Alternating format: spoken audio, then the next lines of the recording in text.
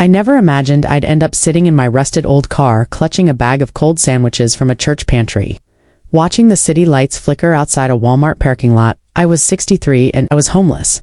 Not because of drugs, not because I gambled it away, but because life sometimes knocks you down without warning, and when you look around for someone to catch you, all you see is empty space. Or worse, your own daughter turning her back on you. It started 2 months earlier. My husband George passed away the year before after a long illness.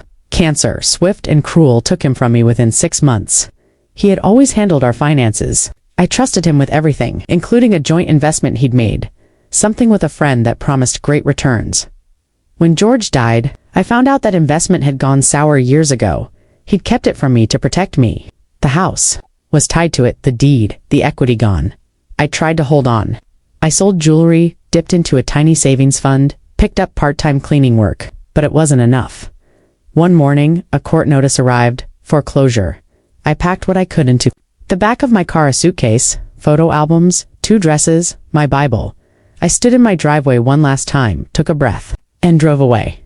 The first person I thought of was my daughter, Melanie, my only child. I raised her as best I could, took care of her when George was out working double shifts, stayed up late to help with homework, cheered at every dance recital. I made mistakes. Shirai wasn't perfect, but I loved her deeply. She lived just 45 minutes away, in a tidy townhouse with her husband, Alex, and their 2 kids. I didn't want to burden her. I just needed a place to land. Maybe 2 weeks. A couch, a shower, a safe place while I figured out my next steps. So I called. "Hey Mom," she answered. Her voice sounded surprised. I smiled, trying to sound cheerful. "Hi sweetheart. How are you? How are the kids?"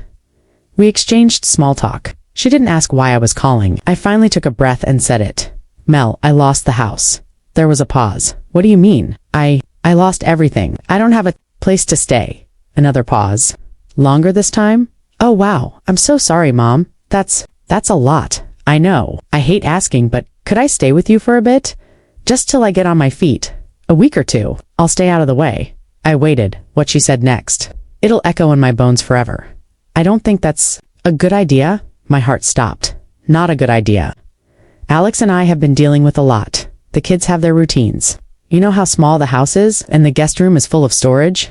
"Melanie," my voice cracked. "I'm sorry. I don't think it would be comfortable for anyone. Maybe you can call a shelter or something, or a friend." I sat there, stunned. Not even an offer of one night, a warm shower, a blanket, nothing. "Okay," I whispered. "Thank you." She hesitated. "Let me know how it goes." "Okay." I hung up. She didn't call back.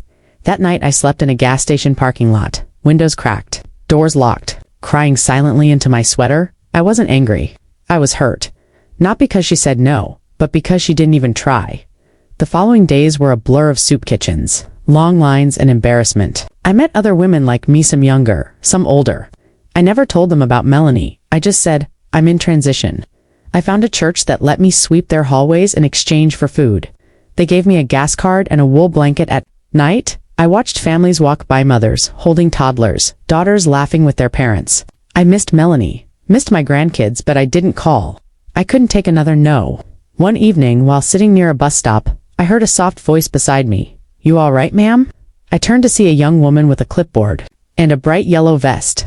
She was with a local outreach nonprofit. Her name was Carla. I tried to wave her off. "I'm fine, dear. Just resting," she smiled. "Are you housed?" That word again. I shook my head. She sat next to me and didn't ask questions. Just said, "We have a program, small, but it helps older women find transitional housing. It's full right now, but there's another way I might be able to help." I looked at her warily. "What do you mean?" "There's a local entrepreneur, anonymous donor. She funds grants for women over 60 starting over. It's rare, but if you qualify, it could change your life." I laughed bitterly. "What? Could I possibly start at this age?" Carla looked me in the eye. Hope. Within 3 weeks, I had a room in a shared senior housing complex. Clean bed, hot water, food. And then came the letter. "You've been selected to receive a $15,000 grant. Use it to rebuild." I cried for hours, and I used every penny carefully.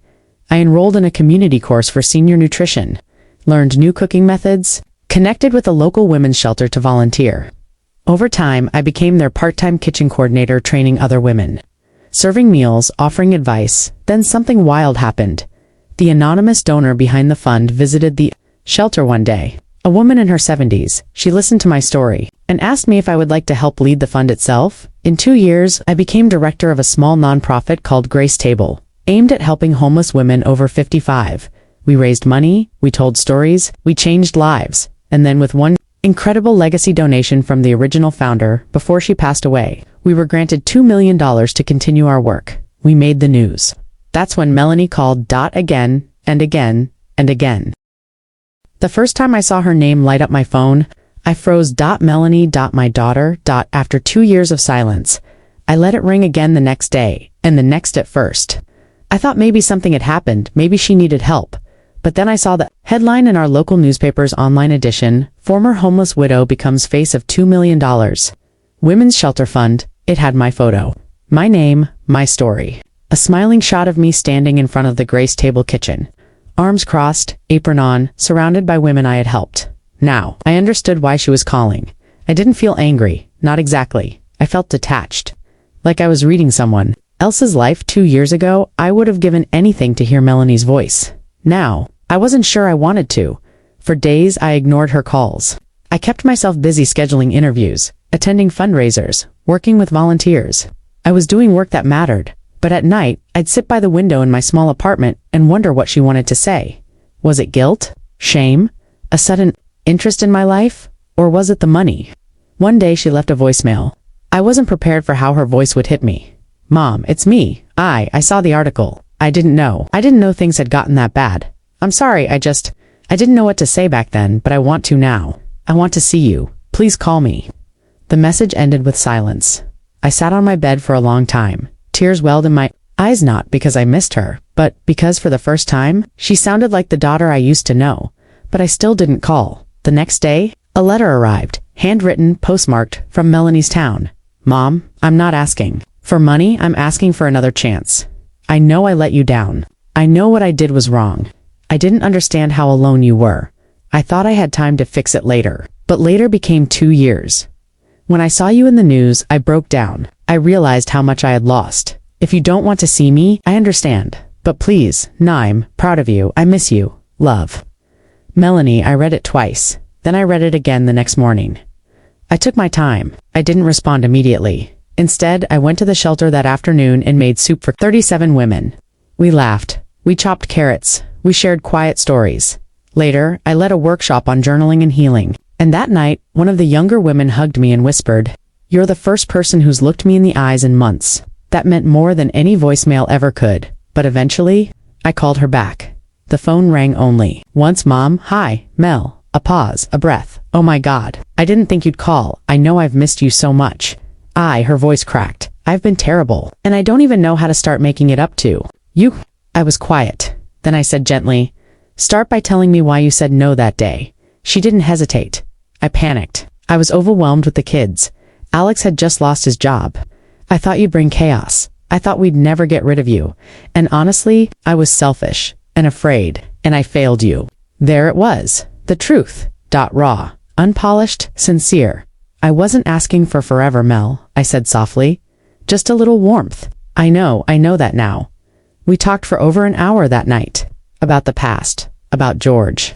About the grandkids. About her shame. She asked if I hated her. I said no, but I had.